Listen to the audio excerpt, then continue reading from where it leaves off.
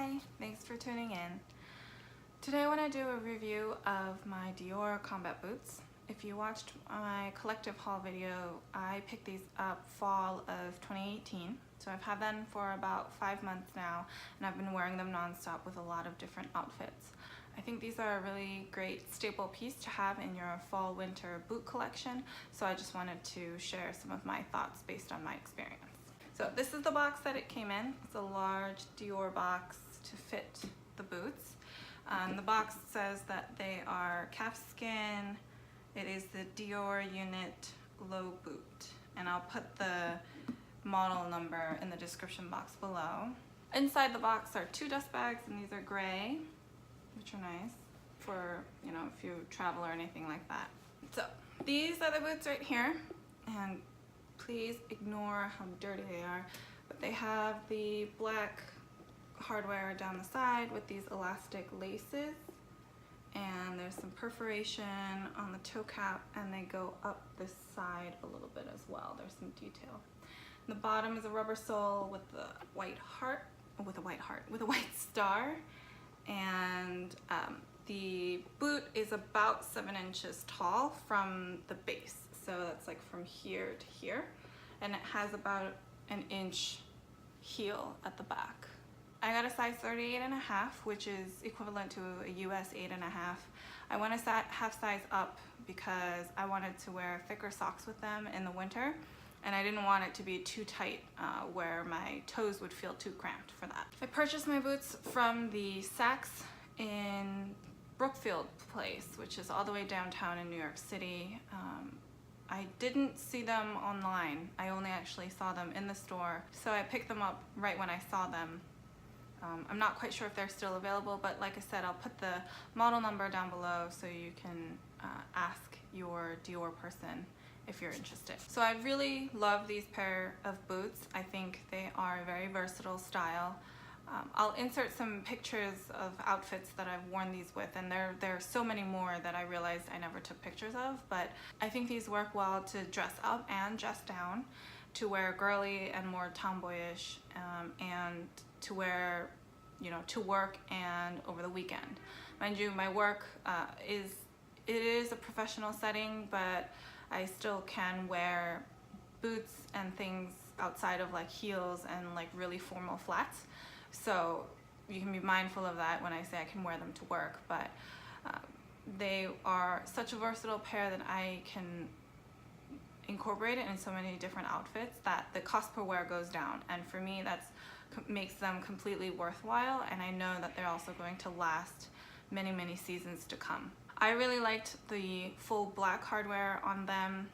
A lot of the boots that came out in the fall had those really shiny hardware, and they looked like they were lace, like ice skating boots, and maybe it was to go for a more sporty look, but I was afraid that that was just too flashy and they wouldn't translate nicely into the next fall season. So I think this makes them really classic, really understated, so that you can wear them for many years to come. I also like the perforations that come on the toe cap as well as the side of the boot. I think it adds a very nice touch to them. It's a bit unexpected because it's combining such a tough, like, military style boot with a more classic Oxford style, and it just embodies all of the like moods that it can suit.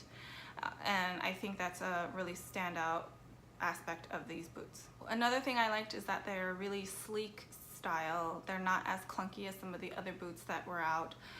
They don't make your foot look really big or extra large, and they really help elongate your foot and keep it pretty streamlined with your leg profile.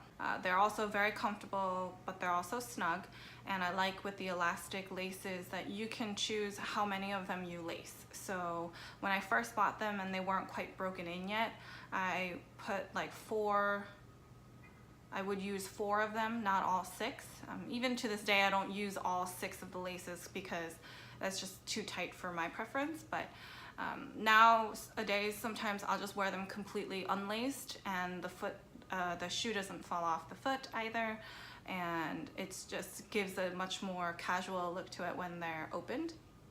And then if you do want to do them, if you want to lace them all up, you absolutely can. So in summary, these boots are really versatile, they're very comfortable, and it's a very classic style that I think can be worn for many years to come. So while these boots are really great, they're not perfect.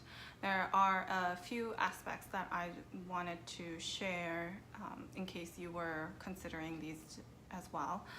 The first issue that I have with them is, while they are very comfortable, when I wear them for 5 or 6 hours straight with the laces done up, then sometimes after the 6th hour, my toe area feels a little bit cramped, and that might just be because I have a wider foot than some, and you know, that extra tension adds up over time. So sometimes what I'll do is I will unlace them while I'm sitting down and my feet are uncomfortable, so that they can, you know, get a little bit more space and breathe. I mentioned I got them a half size up so that I can wear thicker socks with them. Sometimes I find when I do wear thicker socks for a prolonged period of time, the same kind of crampedness happens even if I didn't fully lace all of them. So that's a consideration to think about. I think a size 9 would have been too big for me, so I still like the 8.5 that I have. That's just probably just based on the shape of my foot, that they're not like 12+ hour shoes. The other aspect is that the circumference at the top of the boot is rather snug. So when I first bought them, I could do all 6 of them up, but I felt like they were digging into my leg a little bit, and I didn't like how that felt. It was a little too uncomfortable for me, so I always chose to wear the boots with the top 2 laces undone, so I had some space to move. I don't have particularly large legs, and I felt like they were a little snug, so that's just something else to consider as well. Over time, I do feel like it gives a little bit, in the sense that the leather gives and it stretches out, and the shoe starts to mold a little bit more to your feet. So I feel less of that discomfort coming from the shaft of the boot.